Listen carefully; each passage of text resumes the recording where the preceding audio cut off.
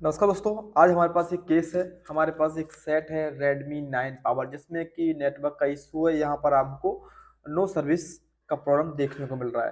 दोस्तों, no service के problem को आपको कैसे सॉल्व करना है, आपको स्टेप बाय स्टेप चेक करना होगा। दोस्तों, वीडियो को आप एंड तक देखेंगे तो आपको बहुत कुछ समझ में आएगा कि नेटवर्क का फॉल्ट तो उसे कैसे सॉल्व करना होता है। सबसे पहले दोस्तों, हम सबसे पहले अपने इमरजेंसी में जाकर एक कोड दबाएंगे, स्टार हैज 4636 हैज स्टार। यहाँ पर हम फोन 1 में जाएंगे जहाँ पर हमारा सिम डला हुआ है, और आप देख सकते हैं यहाँ पर हमको रेडियो ऑफ। सबसे पहले आपको इस कोड से रेडियो ऑफ चेक करना है। दोस्तों, इस फोन के अंदर हमारा रेडियो ऑफ है। सेकंड स्लॉट में सिम नहीं डला हुआ है। एक बार हम इसके बाद नेटवर्क सर्च करेंगे और देखेंगे नेटवर्क सर्च करने पर हमारे कंपनी का जो लिस्ट बनता है वो बन रहा है कि नहीं। तो दोस्तों, यहाँ पर हमने पहले 2G पे सेलेक्ट करके देखा है कि शायद इसके 2G नेटवर्क आ रहे हैं कि नहीं। तो 2G पर हमको कोई भी रिस्पॉन्स नहीं मिला, तो एक बार हम फिर से लिस्ट को सर्च करेंगे। इसके बाद लिस्ट को सर्च करेंगे, लिस्ट को मैनुअली सर्च करते हैं कि हमारा प्रोवाइडर का लिस्ट आ रहा है कि नहीं। दोस्तों, यहाँ पर हमको थोड़ा सा समय लगता है, और यहाँ पर हम चेक करेंगे कि हमारा लिस्ट में 4G 3G जो भी बैंड हमको दिख रहे हैं। दोस्तों, यहाँ पर देख सकते हैं, यहाँ पर हमको कोई भी नेटवर्क नहीं दिख रहा, मतलब कोई भी कंपनी का नाम आपको यहाँ शो नहीं हो रहा। इसका मतलब हुआ कि हमारे फोन में कहीं ना कहीं रेडियो ऑफ का प्रॉब्लम है। रेडियो ऑफ का मतलब होता है कि आपका जो आपके नेटवर्क में 4 आईसी यूज होती हैं, जैसे आपकी एक 4G आईसी, 2G, WTR और आपका PT। तो इन आईसी में से कहीं ना कहीं किसी एक आईसी में से कम्युनिकेशन लाइन कटने से ऐसा दिक्कत देखने को मिलता है। सबसे पहले हम देखेंगे, ये हमारा Redmi 9 पावर का बोर्ड है। अभी बोर्ड एकदम सील पैक है, किसी भाई ने अभी इसी पे कोई भी काम नहीं किया है, और यहाँ पर हमको इसमें नो सर्विस का इशू देखने को मिला है। तो सबसे पहले हम नेटवर्क के सेक्शन को की जाली को हटाएंगे और चेक करेंगे कि एक्चुअल इसमें प्रॉब्लम क्या है। तो दोस्तों, कभी भी आप किसी भी जाली को हटाते हैं तो आपको पहले ओ से पेस्ट लगाना होता है, और पीपीडी लगाकर आप पीपीडी यहाँ पर यूज कर सकते हैं 138 किसी भी सील्ड को निकालने के लिए, जिससे सील्ड आसानी से निकल जाती है और आपका जल्दी से काम हो जाता है। इससे क्या है, आप अगर किसी भी कटर से हटाते हैं तो दिक्कत हो जाता है कि वहाँ पर हमारी लेयर कट जाती है। कभी-कभी ऐसा हो जाता है कि शायद डेड भी हो सकता है। तो इस तरह से अगर आप निकालेंगे तो आपका बहुत कम हीट में भी आपका जाली सेफ तरीके से निकल जाएगा। सबसे हम देखेंगे जाली को निकाल करके हमारे इसके अंदर नेटवर्क आईसी किस आईसी से प्रॉब्लम है।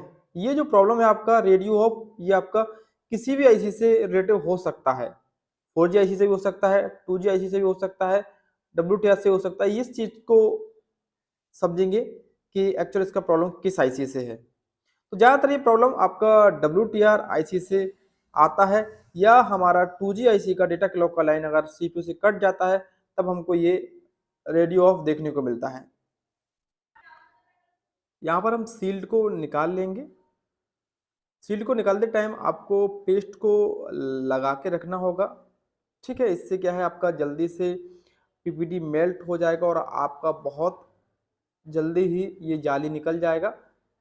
तो आपको बिल्कुल आराम से जाली को हटा लेना है। जब आपका जाली प्रॉपरली हीट हो जाएगा तो ऑटोमेटिक ही आपका छोड़ देगा, मतलब कि आपका हट जाएगा। आप ज़बरदस्ती नहीं करेंगे, बिल्कुल आराम से हट जाता है। देखो, यहाँ पर हमारा कोई भी प्रिंट डैमेज नहीं हुआ है, और यहाँ पर देख सकते हैं इस फ़ोन के अंदर ये हमको दिख रहा है कि इसमें जो WTR आईसी है इसका हल्का सा कुन्ना टूटा हुआ है। देखो ये दोस्तों, इसीलिए इस फ़ोन के अंदर शायद इसके अंदर रेडियो ऑफ का सिग्नल हमको मिल रहा है।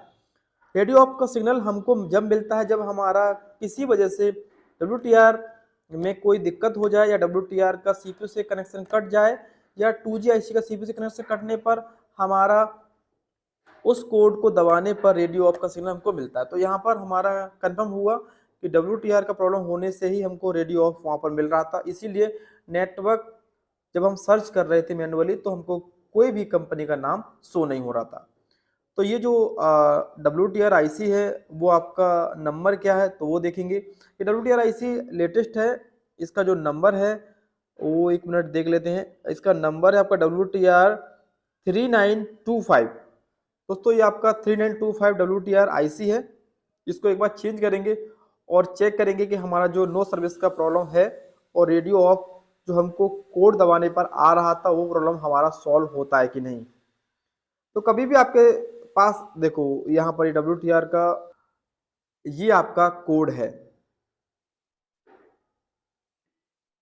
अब हमको देखना होगा कि हमारे पास WTR इसे चेंज करना होगा। उसके बाद ही चेक करेंगे कि हमारा फिर से दोबारा चेक करेंगे कि हमारा जो पहले रेडियो ऑफ कोड से आ रहा था, जो कोड हमारा स्टार हैज 4636 हैज स्टार से आता है। तो यहाँ पर हमने जो इसको निकालने के लिए हीट हमको लेना होगा 340 ले लेंगे और एयर यहाँ पर हमने 1.5 रखा हुआ है। आपको प्रॉपर नॉलेज लेने के लिए आप हमारे ऑनलाइन क्लास को ज्वाइन कर सकते हैं, जो कि आज से आपका स्टार्ट है। 25 तारीख से हमारा ऑनलाइन क्लास स्टार्ट है, जिसमें आपको हार्डवेयर प्लस सॉफ्टवेयर दोनों ही क्लास मिलती है। क्लास हमारा 40 दिन का लाइव जूम मीटिंग पर होता है।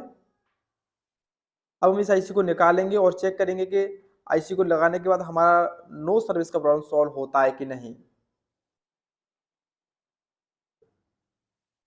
तो यहाँ पर हमने आईसी को निकाल लिया है। दोस्तों यहाँ पर कई भाइयों के सवाल रहते हैं कि हमसे यहाँ पर कई सारी बॉल आपस में मिल जाती हैं, तो आपको करना क्या है, किस तरह से आपको डिशोल्डर वायर को यूज करना है। सबसे पहले आप पीपीडी लगाएंगे।